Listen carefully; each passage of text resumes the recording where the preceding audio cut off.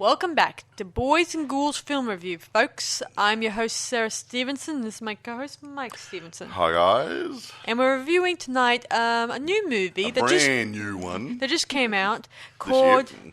What's it called, Mike? Sissy, 2022. It's an Australian comedy horror. Yeah, first for us.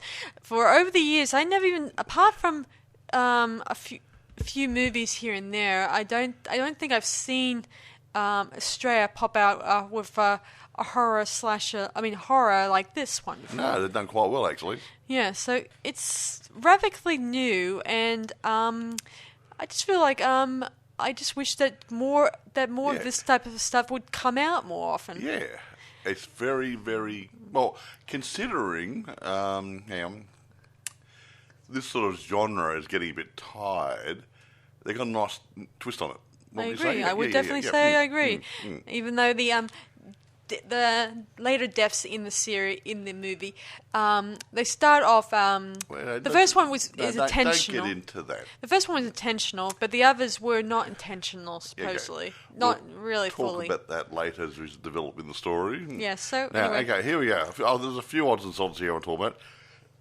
Excuse me. Now, I can't give a list of all the producers. There is about 12 or more producers and executive producers. However, I will mention one or two. Okay. There is a lady called Hannah Barlow. She's an executive producer. She also plays the role of Emma, which is sort of good person but a bad person, sort of in the middle there somewhere. So she wrote that also with a guy called Kane Scenes, Senes. And he's also a director too. So when she's he's on also a camera, director, per se, throughout the movie, she would have to hand it over to Kane to look after that filming. They both wrote it, so so she was an executive producer, also a director, and wrote it. So she's really a hands-on lady. Now, I agree. I will mention another person in the producers there who's actually a producer. He's John de Magherity.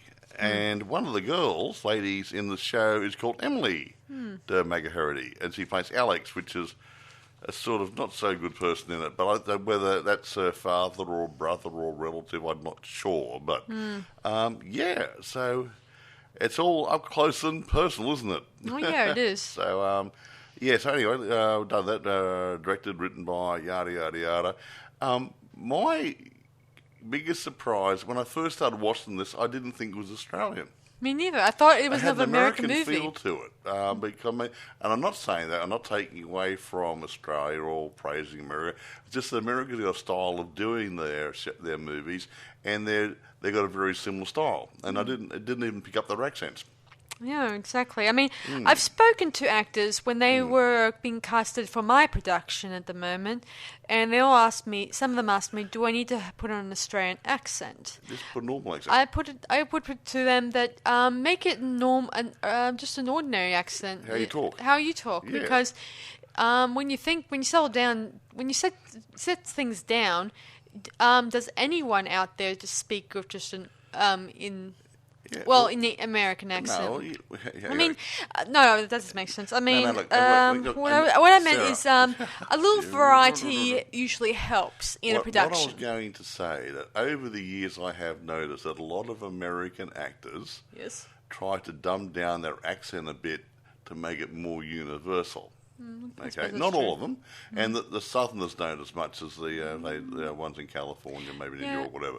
The people there, they dumb down their accents a bit in many cases, so make it a universal. Anyway, language. as I said before, I don't mind a mixture of different accents because then it gives it some variety. It does, yeah. I mean, that way you know there's a world outside America. If you got a Chinese guy speaking an American accent, it seems a bit strange. It looks as a voiceover, or an Australian guy speaking like a Chinese or somebody. So it's So you've got you got to get the balance right a bit. But in this case, obviously, it's fine. Everyone's there. They're locals, and they're all speaking with this non-accent. How's that? Pretty much. Anyway, shall I get down to the story? I can't think of anything else to say at the moment. Okay. might as well get into it, yeah. So the story begins. It starts off with a girl named... What's her name? Well, as a child, she's called Sissy, but she's called Cecilia as an adult. Cecilia. So she's an influencer. I know what you're thinking. This is my...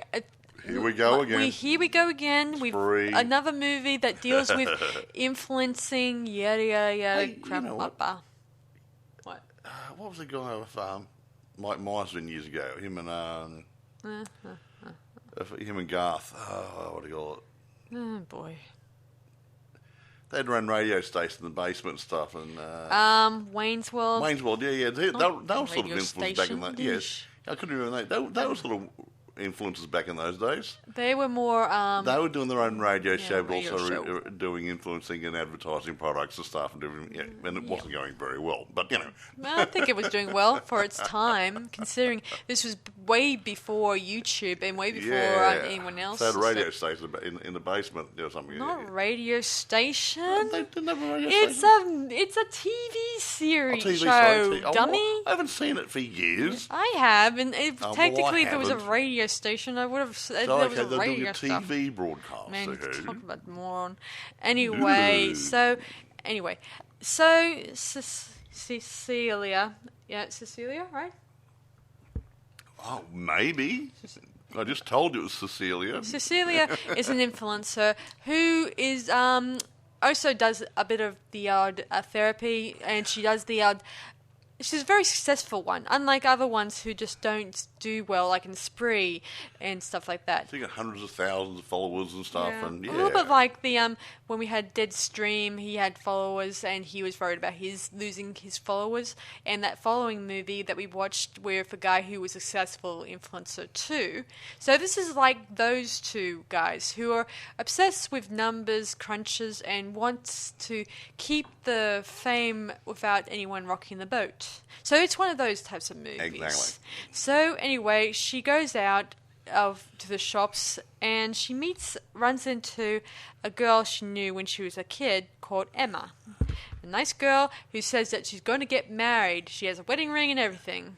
And she's going to have a hen's party or something. Yeah, or weekend away and invites her along. Yeah, so they go to a bit of a nightclub and they do the fun thing. They even sing, of course. Emma throws up all over her. Wow, what a friend's for. So they go to the hen party later on, and just so you guys know, she also, Cecilia also dyes her hair a pinky color to, I guess for a friend, to honor her friend. Because when they were kids, they did a little video, Yeah. and they were wearing pink wigs and stuff. Yeah, Yeah, because it was one of her big ambitions, or as a kid, that to dream about. I mean, just so you guys know, Cecilia, she's drawn to the past a little bit, the good things that you may remember. Her good memories, has it? Like all those fun moments, and she doesn't like change. I think that's a common thing for most people, because they don't like it when something rocks the boat. Anyway, so they go to the hen party. They're going for the woods, and this is where she hears that of a person that she remembers, that they mentioned something about a person, one of Emma's friends named Alex. Alex, yeah. Another girl who bullied Cecilia when she was still Sissy, obviously. Yeah. And then turned Emma into Alex's friend. Yeah, and so that'll develop later on in the story. Yeah, it upsets Cecilia that Emma's still best friends with Alex even after the what happened. Yeah, Alex is a real bitch. But anyway. She also digs up an old time capsule that both Cecilia and Emma had when they were kids, and it has a VHS or it's a little like a little GoPro camera, but the old style. Yeah, the old style. And she plays back some of the videos, and it's kind of adorable stuff. Like, they sing Bewitched. I remember that song when I was... Oh, yeah, I didn't know the song, yeah. Oh, I did. I played it back a lot when I was addicted to all that music back in the day. It wasn't too long. It was back in the 2000s, not too long ago. Anyway, so they go to the place, and it's a nice location. Oh, very nice house, yeah. Beautiful.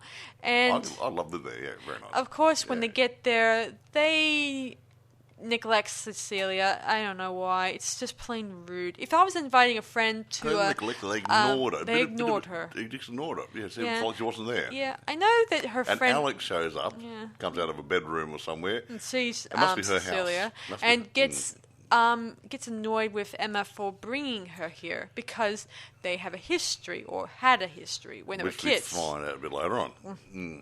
Anyway, she tries to liven things up by showing her the video footage of their time as children. It was adorable. Everyone gushes.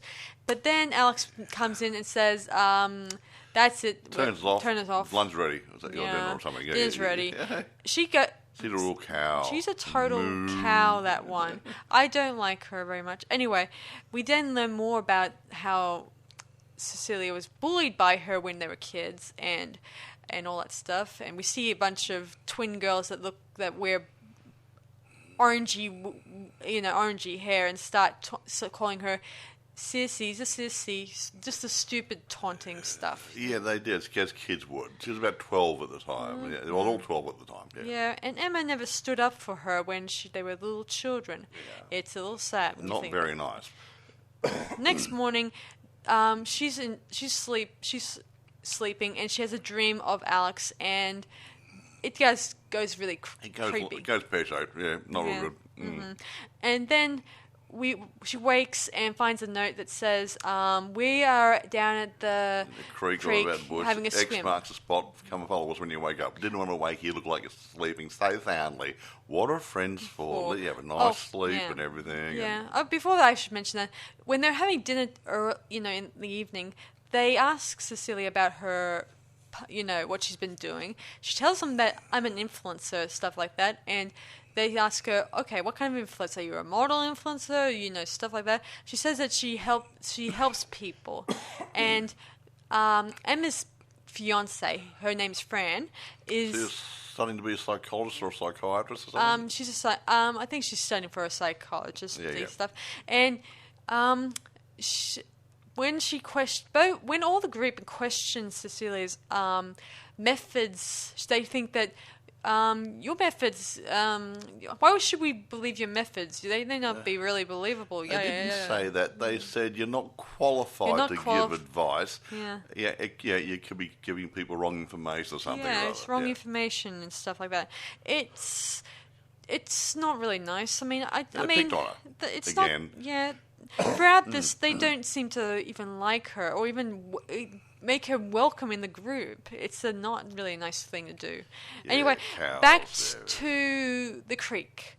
Cecilia runs in a nice, funny fashion to the creek, and when she gets close to the creek, she overhears them talking about her, and it's not nice conversation, to be honest. It's really more the same gobbledygook crap. They had it the previous evening, Yeah. It's just... And her friend wasn't sticking up for her. Yeah, she just sits there with her fiancé, doing nothing. This is a gay and lesbian group too, we didn't mention before. Yeah, I didn't say it because I didn't want to go into it. No, that's what it is. If people are going to watch the movie later on, it's, yeah. I've been through that sort of thing, so I don't want to go Yeah, but it's part of the movie. You don't say, well, I'll keep it a secret. Anyway, back to the story. The rest of the group, they make plans of, heading off, and Alex remains, and Alex sees that Cecilia is nearby, and they start talking. Cecilia tries to mend things with her, but Alex says, this scratch here you did, this is your work. Now it starts to come out. Yeah, when they were taunting her when they were children, 12. When they were 13 or 12, Cecilia takes a trowel, gardening trowel, and stabs it into Alex's cheek. Mm-hmm. And it's really into it, by about an inch. Yeah, and now Alex wants to take her anger out on Cecilia, and by doing so, she thinks the best way to do this is destroy her reputation by going on her what do you call it? Chat Instagram thing, account. And put a video up saying what she's really like. Yeah, she then goes on. She starts recording a video briefly saying, "This is the truth about Cecilia. She was a psychopath, all that stuff. She calls her a psychopath several times in this movie. Yeah, many times. And she then they fight in the video, and she's about to upload the video, but then Cecilia grabs a big crystal that smashed it across the back of her head. We didn't think. We believe she's dead. How's that? Yeah. And she believes she's dead. So yeah. Everyone believes she's dead. She quickly deletes the video before it reaches the internet. Saved by the bell. Yeah. I agree. She was near miss there. Anyway, she then takes her body deeper into the bush and buries it. With a very, very, very shallow grave. I think just threw some dirt and leaves over it. Yeah, and plants a tree and a few nice little bits around it. Make it look nice. Yeah. Lovely. Yeah. Anyway, the remaining group members they kind of separate in different things. One of them is a guy named what's his name? Is it Jamie? Is it Jamie? I think. I didn't go for the names before, did I? No, we didn't. Sorry. I'll give you the names later. Yeah, it's Jamie. Yeah. And while he's walking in the woods, he sees the little thingy-wing, and then he starts pissing on this little this mound of stuff here. He thought it was funny joke and didn't know what was under it. Yeah, I'm unaware that. But then he's kind of drunk or high or both. He was tripping. Okay? He's tripping. He actually said he was tripping. Yeah, and he does see the body at first, but he shrugs it off. But then he looks at it again, and then realizes that something bad have happened to Alex. He then runs into the woods. Cecilia calls out to him, saying, trying to plead with him that nothing happened, that she likely story, that Cecilia just fell and all that stuff. And he then goes on to say, okay, she fell. Then why didn't you call us or even phone an ambulance? Or who are you going to call? Don't know. Ghostbusters. Anyway, it's not important. So, well, yeah, it is important. Anyway, they're at a cliff edge, but then I think either he got pushed by Cecilia. So yeah, we're not sure. He's standing there at the end at the cliff face. He's scared, and she's trying to say, "Don't go any further." He's trying. Let's work it out, and blah blah. There, yeah. And then someone who was after the other girl mentioned called out or something or other. Yeah. And I think she turned around, and she might have accidentally pushed his walking stick, which he held up, keeping her away. And he might have lost his balance and fell over. We don't know. See, he had a special stick that's attached to his arm. He had a crutch he was using on his arm. Not attached to his arm. Attached to his arm, yes. Had a bad leg. Yeah. Anyway, he fell, and we see him fall, and then we move on to the next person. Let me see, who was it? Oh yeah, it gets much later in the night. She goes home, and she goes back to the house, and there she meets the Fran. Is it? No, not Fran. Tracy, I think it was. And yeah. Tracy. And she's the first one there, while the other two girls, the Emma and her fiance Fran, are still wandering the woods. It's dark now. It's nighttime. Therefore, there's nothing. They're lost out there. I mean, a bit. Anyway, Tracy meets with Cecilia, and they're talking, and then somehow she falls into the bath, and not of Cecilia's accord, but they were having a discussion, and I think Tracy was starting to think, "Ooh, something's not quite right here." Yeah, and then she got scared, and I think she was going to phone police or something, a sheriff, something like that. Yeah, what a police, yep. Yeah. Anyway, she falls into the bath and gets her hair caught in the some sort of drainage thing or something. Yeah, in the drain thing, and she struggles and then soon dies. She ends up drowning in the bathtub. Yeah, and so our little friend didn't actually kill her, but didn't actually save her either. Yeah, see, the first two are either merely accidents the first one was a killing, and the other, we thought, because we think she got the smashed first her head one was intended, but the other guy fell over the cliff maybe accidentally, and this girl was sort of maybe accidentally, because he didn't save her. Yeah. So, Yeah. Anyway, the next one on the chopping block is Fran, Emma's fiance, and she's Cecilia gets in the Celia van. gets into a car and she drives out of there.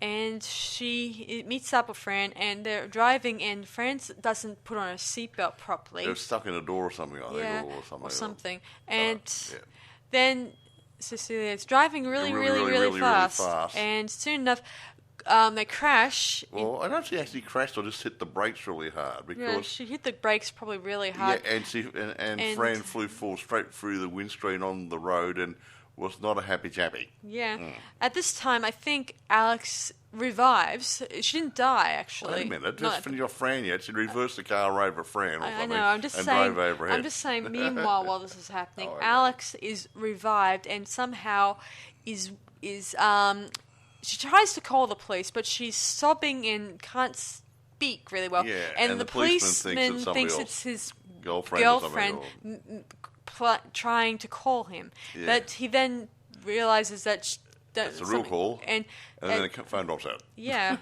like battery issues, whatever. Yeah. Anyway, so back to Sissy. Cecilia. The body of Fran is lodged out the window of the car, laying on the road, and then Cecilia runs over over her head, brushing it. Yeah, to make sure she's out of the way. Yeah. Very nice. Now, that was intentional. Yeah, anyway, so the remaining person left is Emma, her ex-friend, if you can call it that. Her ex-bestie. Ex-bestie. Soon enough, she comes to the house and she thinks and wonders what happened to everyone, and then she does find, I think it's Tracy's dead body that she finds underneath a bed. Yeah, she's hit it. Why could Lord the bathtub? You know, he's blaming on a strange killer running around. Yeah. Yeah. She also notices that Cecilia has her friendship necklace. Oh, yeah. I mean, see, it belongs to Alex, and Alex gave her one as a friendship let's thing. change it. Back in the olden days, where they're younger. I think Alex or Emma gave each other, or he had one of those little heart-shaped medallions, which is broken in half, and you give one to yourself. You keep one for yourself and one to your bestie. And now, the one that Alex was wearing was now being worn by Cecilia. Yeah, because he stole off Alex's supposed dead body. Yeah, I got two of them. I mean, I got one from my sister and I got one from my best friend years ago. It's a nice gesture when I think Very about it. nice. Anyway, back to the story. Soon enough, Emma works it out that that something's bad has happened, and she tries to get away, but then Cecilia knocks her out and plays the videotape from their childhood while she has her friend tied to a chair. Emma, I mean. Yep, Emma's tied to a chair, yeah. Yeah, anyway, as she's they're on talking, she then goes on to say, well, let me see, that she tries to get some nail polish and get while her friend uses her friendship necklace to cut through the ropes. Yeah, so it's some sort of was it about plasticky tape stuff? Or yeah, it was. I don't know what it was. I mean, it looked. I mean, it was the special rainbow type material that you may have seen that that signifies gays and lesbians and stuff like that. I heard about that a lot that's where I got the impression. Anyway, soon enough, she appears and the girls start fighting again. Can't fight. Yeah, and when you think Emma had the upper hand, Alex appears and starts hitting her. See, Alex wasn't quite dead as he made his way back to the house. See, Alex, thanks to the brain image damage from her head, affected her eyesight. She's a bit bleary-eyed, and she started hitting and beating up on the wrong one. So she's actually beating up on Emma. Yeah, and then she realized this, and then she is about to do the same to Cecilia, but then that very policeman I mentioned earlier comes in, shoots her in the back of her head. The bullet comes out the front, and the bullet's just sitting in the front of the skull. She raises her hand and grabs the bullet and looks at the bullet, and then the brain fluid starts dribbling out of her forehead. Look, very nice, very nice. Anyway, she collapses, and the policeman approaches Cecilia saying, "Are you right?" All right? And he goes and secures the house. Yeah. And Cecilia is left alone, and then we watch her get her friend's Emma's necklace that was lying on the floor, and she puts it in her pocket and holds it. Yeah. And she continues watching the video of them as children, and then we cross over to, I guess, either A few months later, where she goes on about how it's how she described that the fact that she survived this, and she describes it that it's been called the Alex murder massacre thing. Yeah, so they blamed Alex on the massacre because she was the one beating up on Emma at the time when the policeman got there. And the policeman was... And Cecilia wasn't going to say anything different, was she? Yeah, and she's already, thanks to her massive influencer ability, she is able to create a book deal to show she wrote a book on it. Yeah. Her subscription rate went up. Yeah, I and imagine else. Yeah. due to the incident, she's gotten more followers, and that kind of created a More book deal. followers than us? Mm-hmm. Wow. Okay. And so she is kind of now got the more followers, and now she's continues her stuff. And I do wonder whether or not this whole thing with her murdering her best friend and all her friends was some kind of therapy thing for her, when I think about it. Whatever. Anyway, the movie ends. The end. Fade to black. Well, okay, now here we go. I didn't mention the cast before, so I'll do it now. Okay, right. I got tied up about the actors and producers and stuff all together. Okay, Aisha D plays Cecilia stroke Sissy. Okay. Good little actress she was. Okay. Hannah Barlow plays Emma. Emily Margaherity plays Alex. Daniel Monks plays Jamie, the guy with the crutch. Tiny Tim. Okay. Yerin Hart plays Tracy. Lucy Barrett plays Fran, and believe it or not, the policeman guy, Constable Martindale, was played by a guy called Sean Martindale. They couldn't even change his name.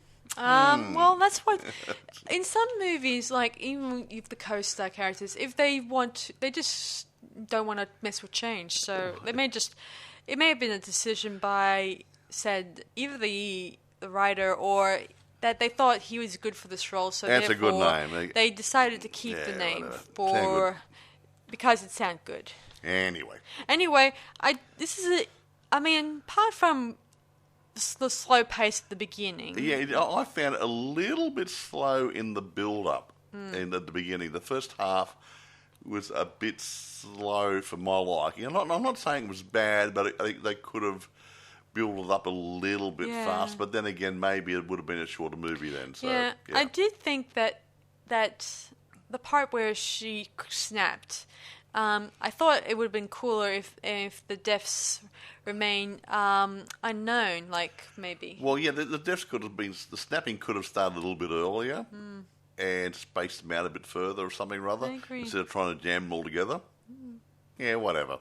Yeah. But anyway, look, irrespective, I didn't mind it. Me neither. I like the fact that this is in Australia and well, that's a good plus. Well, I'm Australian. And not too many movies that deal with horror and stuff would get funding from Screen Australia. I mean, they got it from Screen Australia, and what was the other one? The Canberra one, Screen Canberra, whatever. Yeah. And so Canberra has its own territory, like a state. So they do their own funding, and they got extra funding from Screen Australia. Yeah. So I tried to get funding from Screen Australia, and sometimes they keep saying, is your film a drama? Is it a horror? Is it whatever. a comedy? Is it The criteria they use is and you it's can't not- get through it unless you know somebody who's on the inner can tell you what to write and what words to use, what phrases to use. You got Buckley's are getting the money. and I'm sorry, but that's what we've seen. that's all I see these days. It's Yeah. not really a fair world out there. I mean, there's a guy a long time ago, just for the edification of our American and English people listening to this, a long time ago, back in, I think it was the late 60s or early 70s, I think it was early 70s, there was a biker movie done in Sydney. It was produced and directed, I believe, by Sandy Harbutt. A really nice guy. I think he might have been the bikie culture a bit, but he was an actor. He put the show together. He got funding from whatever Screen Australia was called. I think it was called the Australian Film Commission back in those days. They financed it for him, and he did a movie which became a cult classic here in Australia. It is. And the problem is, ever since then, early 70s, he's been trying to get funding to do a second movie, Hear that, folks? and no one starts him. And it's become this movie was a cult classic. Yeah. And he could have done another one. He wanted to do a musical version the same way they did something like American Graffiti, had the music in the background, had the culture there, and used the songs of the period to drive it along a bit. He's going to do it a bit like that, so a bit more local music scene. Yeah. And it just, he had he wasn't a one-trick pony, but they made him a one-trick pony. That's the problem, And guys. that's really It's disheartening. It is Yeah, disheartening, Mike, and I agree with you. Yeah. It does seem annoying when such movies like this that deserve our praise and our encouragement, and then the special funding groups out there, they just either follow a trend, follow the traditions. Well, they go the safe way all the time. The safe They way. don't encourage anybody to do anything. Some of the cartoons that are made up here, they have been well funded. I mean, have you seen Bluey? That's Australian funded. I mean, by Screen. Yeah, but they Australia. do that. They do that sort of stuff. They've got a part of the selection criteria for funding is kids sings, Australian Dramas, Indigenous maybe, drama. yeah. They have these little niches and niches with and they ditches. say, okay, we'll fund that one. We need some of that. So but they don't look at somebody like an up and coming independent filmmaker who's got a reasonably good idea. Look at Wolf Creek. That wasn't too bad. That wasn't too bad.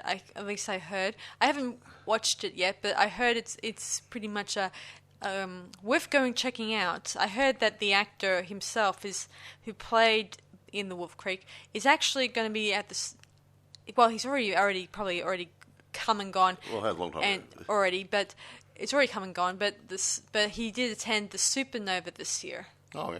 Yeah, and it's kind of nice when you get the odd good type of horror movie that comes along, in your lifetime, like Wolf Creek and stuff like that. And then I do wish that these groups in Australia would at least try to fund these. I mean, but they fund some crappy movies, and they pat themselves on the back saying, "Aren't we clever?" Yeah, But then he gets a potential good movie, and they walk away from it. Take James Wan and the Saw.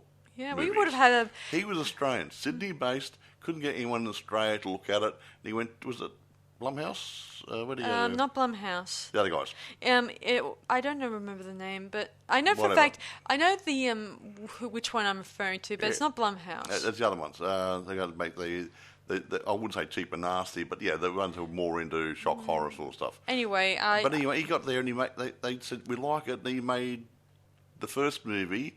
And they let him be director, and his mate who was part of it, an actor. He was an actor in it, wasn't he? I think. And then James Wan did the next, I think, 2 movies as director, and then he went on to something else, and the production company put another director in. But that's what it's like over here. We have to go overseas to make it. Yeah. Sad. Yeah. Anyway, I do wish that I would just wish the industry would take a big step forward in the film group. I know. Actually, a good step back and have a look at what they're doing and what they're doing wrong. Yeah. And, I mean, how many of these film projects could go into a very big world or big step out there. Sure, there's risks, but filmmaking is risky, whether you like it or not. And even the big guys make mistakes. Exactly. Yeah. I mean, how many movies have we reviewed that so far have broken the laws of filmmaking? No, not broken the laws. Oh, Lord. I'm talking about the box office. I just meant in The Invitation, lousy script ever written. That's not breaking laws, okay? I'm saying some movies have put a lot of money into and it's gone backwards. Yeah. They just haven't made the money. And they're from big production companies who should know better. Whatever. Yeah, you think they would at least open their doors to these independent filmmakers more and more. Have a go. Spend a little bit of this money Go on a couple of smaller projects. Give us a you try. might be surprised. Fresh blood. Yeah, I really like the independent guys. They're the next George A. Romero's, John Carpenter's, and Wes Craven's that are out there. Yeah, well, there's budding new guys out there, males and females. Not just in America and England and Australia, but through Europe and different places. There's a lot of in Asia, sorry. There's a lot of good potential movie makers out there who just aren't given a chance, which is really annoying. Anyway, let's go. We're done our soapboxing. And so you guys know that Hannah, the actress who was playing Emma. and the director for this movie, Emma. She additionally, aside from being the director, also sang the last song in the credits, an ode to, what's it called? Where is it? Point to it. Your handwriting's terrible. An ode to Narcissa. Yes. Okay. So she kind of performed that on her, and it was composed by, let me see, I don't know her. I mean, I know it's composed by her too, and the lyrics by her, and everything, and it's nice. I think she was using as aside from her acting career and her directing career, I think she was using it as a bit of as a backdrop for her singing not necessarily. She's like the John Carpenter. John Carpenter, when he was doing Halloween, he did the music and the producing, and he had his hand in directing it. Yeah, you went to a Tinkle Tinkle Tinkle movie. Yes, music, exactly. That was him. Yeah, he wrote it. Yeah, he's dipped his hand in different sets of the pies in the production. Actually, speaking of dipping of hands and stuff, you remember in Alien? Yes, vaguely. No, it was Alien. Are you sure it's Alien? Where they went down inside that thing and that thing got in the guy's chest. Yes, Alien that's it. 1. Yeah, that hand inside that egg, or those legs, that was actually the director's or the producer's hand. Oh, clever. Just it wasn't the legs of a creature, it was actually his hand in there go wiggly wiggly. Just like I can't remember who made that one. Just like Thing from the Addams Family. Yeah, who did the Alien? Was that what's he? What? He did the original Alien. That was Ridley Scott, I think. So it was Ridley Scott's hand, I think, inside this transparent egg membrane thing, I think. Yeah, I gotta admit, those guys, I just wish these guys out there, they don't know what they're missing from going out and seeing independent filmmakers on YouTube. They should be scouting for new blood. They should be the ones leading the way to the future. Exactly. I mean, a new Messiah, taking people to the promised land at the cinema. Okay, yeah, right. like the Impressionists. They had to deal with the fact they had to practice the Renaissance way of drawing and painting, and when they were forced to not really confront the reality of the of painting. So they kind of rebelled against and started fighting and starting to go and do their own thing. Style, yeah. It was starting to rain. Well, at least can you hear that, guys? That's heavy. Well, it's a bit of a relief. I've been waiting for. It was been a couple hot of days. It's very hot here at the moment. It's over 30 at the moment. Yeah, it's been a couple of hot days ahead, and I've been badly suntanned. Me too. Anyway, we had a filming day yesterday, wasn't it? Yeah, we burnt. Out in the sun, and it was a good. It was a good good day, good set of. It was a good weekend, I should say, because we were doing two shoots at the time, and they're both for my film project. Prom Queen. Yeah, one on Saturday afternoon, and one on Sunday morning.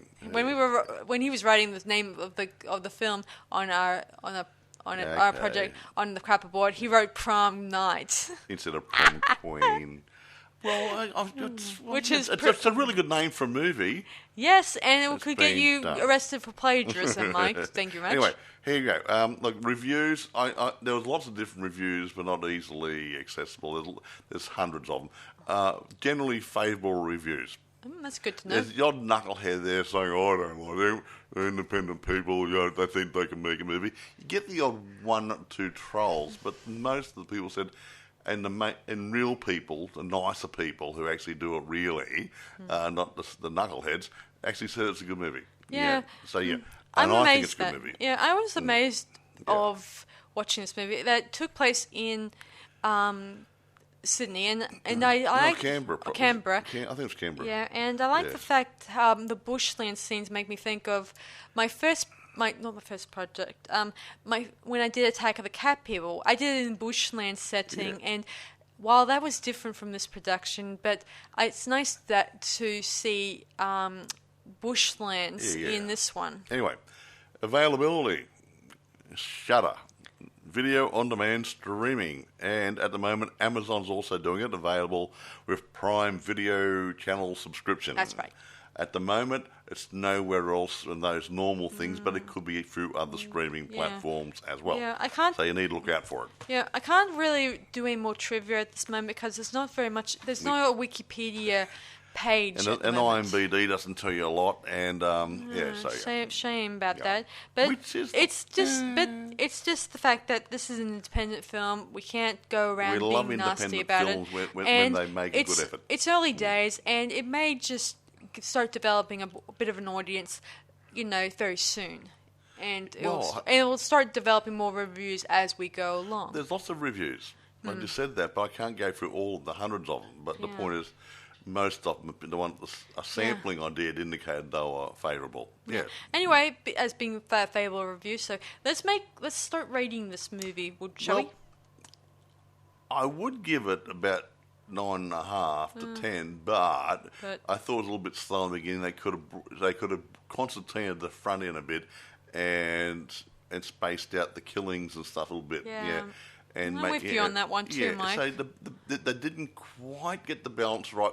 That's for my liking. Yeah. But overall, it's good. So I'm going to give it, say, 8.5, 9. I'll give it a 9 because I think the acting was pretty good. Yeah. The camera work was good. The directorship was pretty good too. Well, I liked the camera work and I like the lighting. So you guys know, I'm at the moment with my new film project. I'm going to be practicing using some interesting color lighting techniques. I've been so wanting to do this since Attack of the Cat People. It's something I've been drawn to after watching what's the name of the Suspiria after by watching Dario Suspiria. Argento. The original Suspiria, not the remake. No. Yeah. That's nothing like it. I always loved vibrant lighting colors, for mood lighting, reds, blues, and any colors that kind of draw your attention or draw you into the story. Well, see, if you want to use it properly, it programs your mind subliminally. I can never get my mouth around that. Subliminally. Yeah, subliminally. Yeah. And what it does is, if you get a set of a red colour, it might indicate, if you've got horror coming on, someone's going to die and there's going to be blood. It tweaks your brain. Yeah. You get a nice, a dark bluey colour like you're going to use in your thingy maybe, and you're looking at, say, maybe mysterious night, suspense sort of danger. Yeah.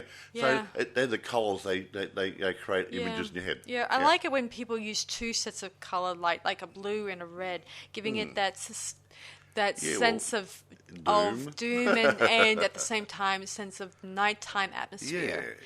Very great. Something evil, something dangerous. So the colours really help. Yeah. It tells a story, as I said. Tale of Two Kitties. So now my time to rate this. I'm going to say mine's going to be a lot lower than yours, Mike. So I'm going to say 8.5 out of 10. I mean, that's a lot lower. It's not lower, but there, like Mike says, I didn't like the slow pace at the beginning. Yeah, but it did build up. It did tell us a little bit about the fact she's an influencer and how the group, those Emma's friends, didn't treat her really well. Yeah. They treated her like she was an outcast, even though most people I never meet before I meet the first time, they welcome me with open arms. I mean, I went to even a wedding and I had to be a photographer for that day, and the bride and groom, they actually liked my work and they really supported me when some of the people were giving me a hard time. Yeah. And I really appreciated their And help. you're the backup photographer, though. They paid the other person more money. You were given a chance to do your stuff, and you did better photography than the paid professional. Mm-hmm.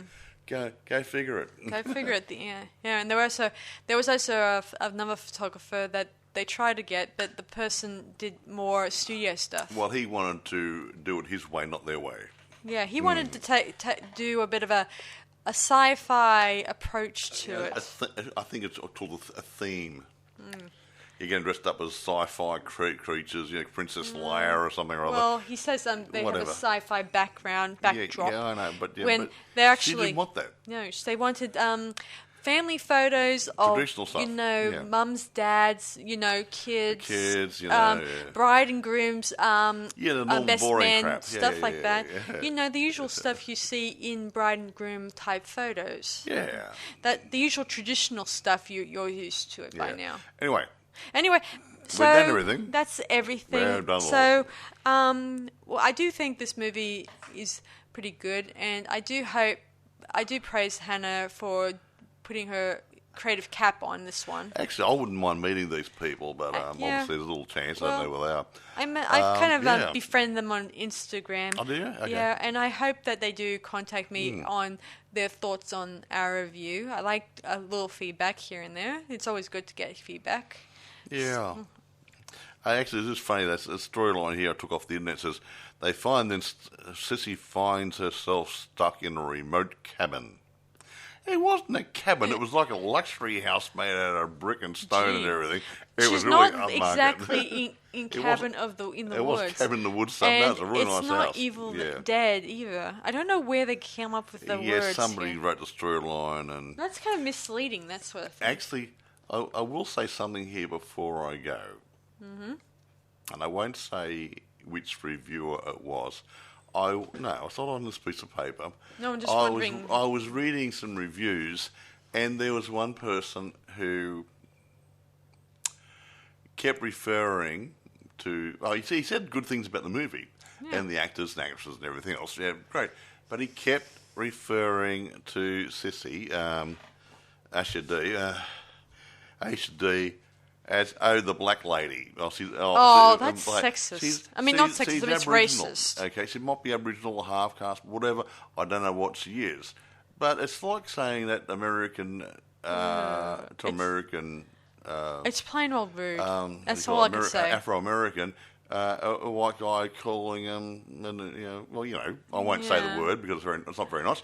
But blacks people in Australia can call each other black man or whatever, but it's very nice. They don't like it when the white guys say, "Hey, look at the black fellow over there." Yeah, how would the white guys, the people, feel if they are called white people? Whitey, it's just what then? It brings a bit of racial tension and stuff we don't really need. You don't need but I did put a note on his site.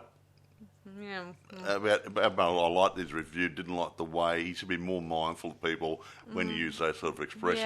Yeah, he probably didn't mean it, but it's still insulting. It is insulting. I mean, it's not nice. Yeah. I don't like that label. No, it's any more than I like being called anything else. Anything, yeah, exactly right. So anything insulting, and that would have been insulting to that poor girl. And how would he feel if someone came up to him and said, "Hey, white fella," or whatever? Hey, whitey. Yeah, well, something. Yeah, actually, that was quite funny. You said that there was a TV show called Benson on TV a couple of decades ago. Okay. I can't remember the guy who played the role. Really funny guy, and he went to this rich guy's place. Okay. And he's Afro-American, right? Mm-hmm. And he went there, and the white guy said, yeah, Mr. So-and-so. He said, don't call me that. Just call me Whitey. What, he says, to your face. See, an Afro-American could not say that to a white guy without insulting the guy or creating a racial problem. Yeah. And same as, so it's just kind of, you got to be very careful what you say to people. Yeah, I agree. Yeah. Anyway, You don't insult people because it's convenient. Yeah. Yeah, it's not good. I just don't like. So anyway, you did a good review, but I didn't like the way you phrased it. Yeah. Anyway, I did think what you described in the description part about her being in a remote cabin. I mean, I know a luxury cabin. I know it was out in the middle of the bush, but that's not exactly. But it's not. It wasn't a cabin. It wasn't a cabin. It's not Cabin in the Woods or Beverly Evil Dead was a cabin. or stuff like that. This was more of a pretty an much upmarket country residence. Yeah, it was well built, like a very wealthy place. Yeah, and very well, and luxuriously appointed and everything and else. I'm amazed that they took the time out to film at this place. I think it belonged to somebody. Probably one of the producers. Probably. I mean, it's easy just to go to to a place, and if it's a really well crafted, well developed one, you'll be in for an interesting film ride. If I would hazard a guess. John D. Margaherity, whatever his name is, and his daughter is playing Alex. I could be her dad's place or holiday place or something. Yeah. Or I gotta admit though, when I think about this, I think that maybe Hannah went to the house one day as a bit of a meet the producers thing, and she had, when she was standing there or hanging out with them, she thought, this house would make a really good setting for a horror movie. She might have bounced it through him at the same time. She might have had the idea already written down, and she's meeting him, trying to get someone to help be the producer, and he's offered the house. Maybe. When you are in a certain site or location, and then you feel like, oh my gosh, this place feels so amazing. I could definitely imagine what could happen in such a place. It's like Stephen King went to that big motel place, I can't remember the name, and he said, great place to write a horror story about, a ghost story, and that big resort place up in the mountains. Yeah, or even George A. Romero, where he filmed in a small farmhouse when he did Night of the Living Dead. Who knows who that house belonged to? I don't think he walked in the house and said, this is a great place to put little zombies. I know, but he probably fantasized about a group of people away from the outside world. Actually, he's lucky for that place, because that place they're getting ready for demolition. Exactly. They're going to make a turf farm or something there, and they're going to knock the buildings down. He got at the right time, so they could do whatever they liked to it. They could damage it, set fire to it, and break all the windows. Yeah, I was lucky when I even took the time out to find a place that when I was for my first film shoot when we did for Prom Queen this weekend, I was looking for a particular bathroom scene for my film project, and I had to have a shower curtain, and this is a big interesting fact. There's not too many shower curtains out there anymore. Yeah, they've got aluminium and glass doors on there nowadays, See, showers today are all glass or cubes or something. now. Yeah. And there's not too many of the old-fashioned showers anymore. We found one. And I was lucky. In fact, I could have missed an opportunity and had to change my script, and I don't want that. I imagine... And that will prove difficult. These people want to go to bed. Yeah. Anyway, it proved fruitful, and I was glad that I found one on a site. Just so you guys know, most people have been asking me, where did I find this location? Did I befriend these people online? No, I didn't meet them online. I mean, I met them through a special site which allows photographers and filmmakers to find locations. Yeah, where you can find houses, you can even hire out cars. The rare. I mean, it does depend. It's all in Australia at the moment. Yeah. You don't ignore the fact when you go onto their site it says only for Sydney, but it's expanded probably recently, which allows different parts of around Australia you can film. You can film these locations in. They got a database there and whatever. Yeah. Anyway, let's kill it. So that's about it. I mean, sorry if I ran over time about talking about my own project. I mean, I'm excited that I've already got stuck into it just only this weekend. So I'm really excited. We have started. Yay. Hooray. And I can't wait to do more of that for next year. I'm really excited. But I won't go into details now about it. So that's about it for us tonight, guys. Be sure to check out this movie and let us know in the comments what you think of it. It's on Shudder at the moment. Yeah, Shudder and Amazon. Yes. So be sure to let us know in the comments what you guys think of this said movie. Okay, guys? Yeah, I think it's pretty good. All right. That's about it for us tonight. So thanks for listening to us, everyone. This is Sarah Stephenson. And Michael. Saying see you around on Boys and Ghouls Film Review. Bye for now. Bye, guys.